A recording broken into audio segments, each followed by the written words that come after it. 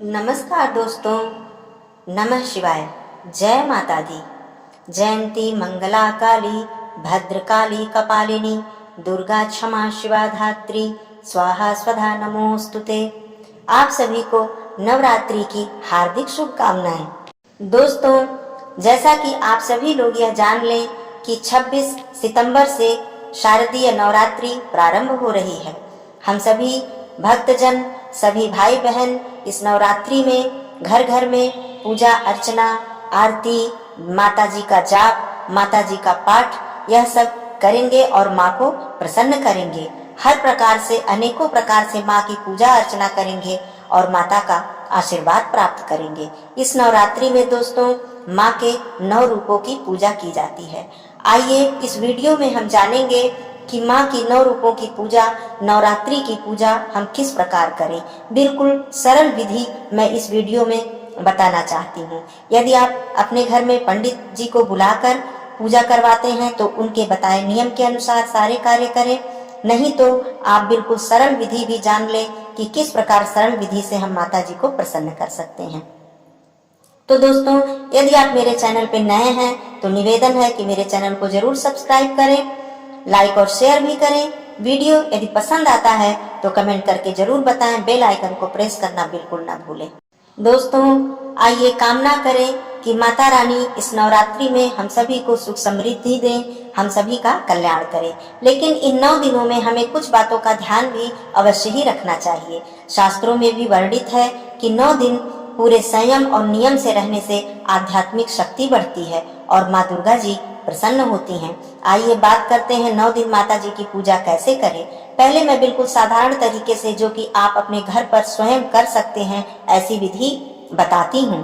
नवरात्र शुरू होने से पहले ही आप अपने घर की अच्छे से साफ सफाई कर लें, मंदिर की अच्छे से सफाई कर लें, वस्त्र वगैरह बदल दें, मूर्तियों को साफ कर लें।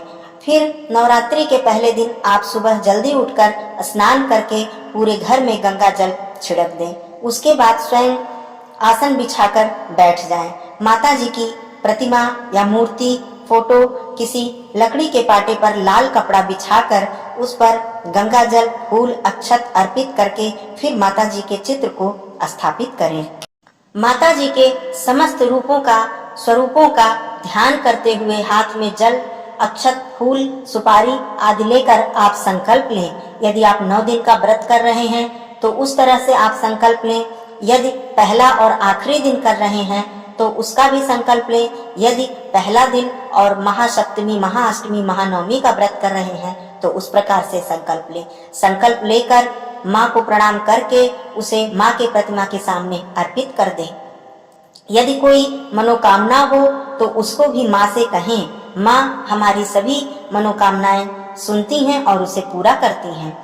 फिर आप जल से माता जी के चरणों को धोएं, उन्हें कुमकुम, रोली, चंदन से टीका करें। लाल पुष्प, जो कि माँ को अत्यंत प्रिय है, माँ को समर्पित करें। धूप और दीप उनके सामने जलाएं। दीपक जलाकर उनके सामने रख दें। कलश में किसी भी कलश में, चाहे वो फूल का हो, पीतल का हो या मिट्टी का कलश हो, आप जल भरकर उसमें थोड़ा गंगा जल, उस अक्षत, पुष्प डालकर माँ के प्रतिमा के सामने रखें। कलश पर स्वास्तिक लाल चंदन से या रोली से स्वास्तिक बना दें। उस पर एक मौली बांध दें। आप नारियल रखना चाहते हैं तो लाल कपड़े में जटे वाला नारियल लपेटकर कलश के ऊपर स्थापित करें। जिस प्रकार माता जी की पूजा की जाती है उसी प्रकार कलश की पूजा की जाती है। कलश की पूजा करें, पुष्प चढ़ाएं, धूप दिखाएं और सामने दिया जलाकर रख दें। दोस्तों, माँ की आराधना करने के अनेकों उपाय हैं। कुछ भक्तजन दुर्गा सप्तशती का पाठ करते हैं, दुर्गा चालीसा का पाठ करते हैं, माँ के 108 नाम का जप करते हैं, माँ के मंत्र का जप करते हैं।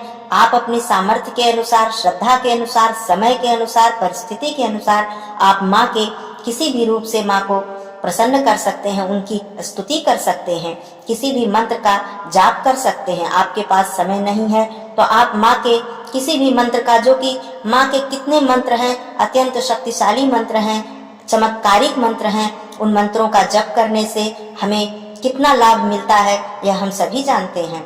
मंत्र का जप करें और माँ का ध्यान करें। माँ से अपनी हुई किसी भी गलतियों की क्षमा मांगे।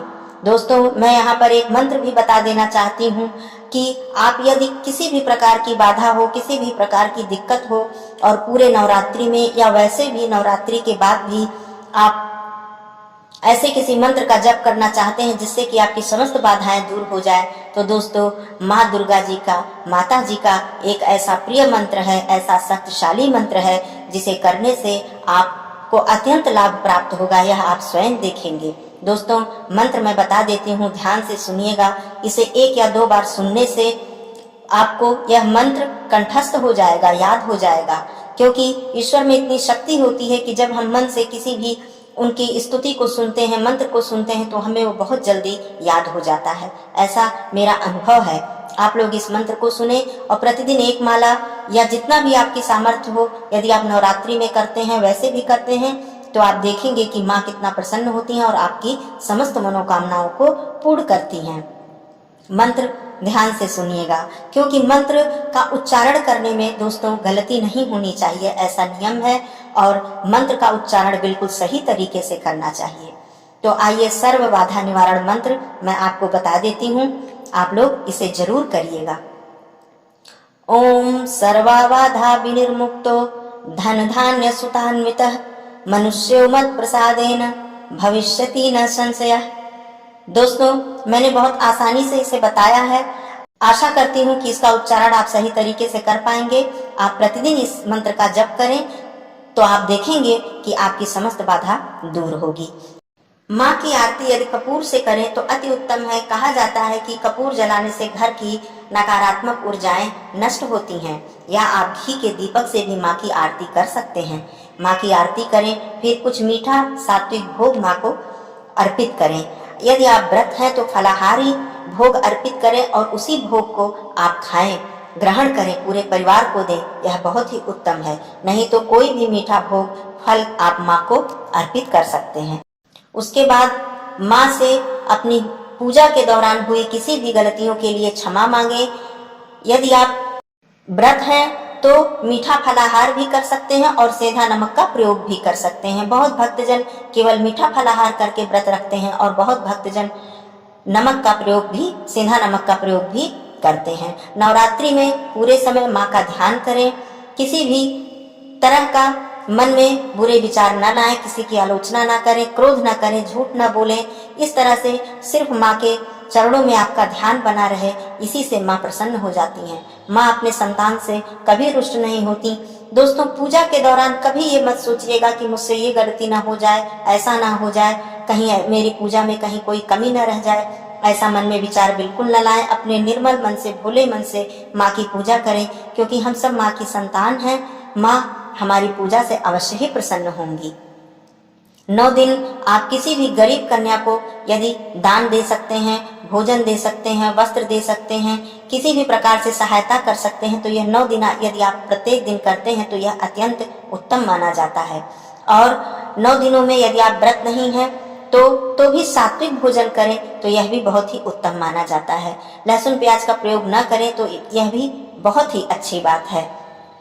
प्रतिदिन सुबह और शाम दोनों टाइम नहा धोकर माँ की पूजा करें। यदि आप व्रत नहीं हैं तो भी यह नियम जरूर करें। शाम को भी माँ की आरती करें, भोग लगाएं और सारे परिवार उसे ग्रहण करें। इस प्रकार आप 9 दिन अगर व्रत नहीं भी रख रहे हैं तब भी माँ को प्रसन्न कर सकते हैं और अपने घर में उनकी पूजा कर सकते हैं। दोस्तों, यह थी बिल्कुल सरल विधि, सरल रूप से माँ को प्रसन्न करने की विधि मैंने आपको बताई है। आशा करती हूँ कि आप सभी को यह जानकारी अच्छी लगी होगी। दोस्तों, फिर मिलती हूँ अगले वीडियो में। तब तक के लिए धन्यवाद। नमः शिवाय। जय माता दी।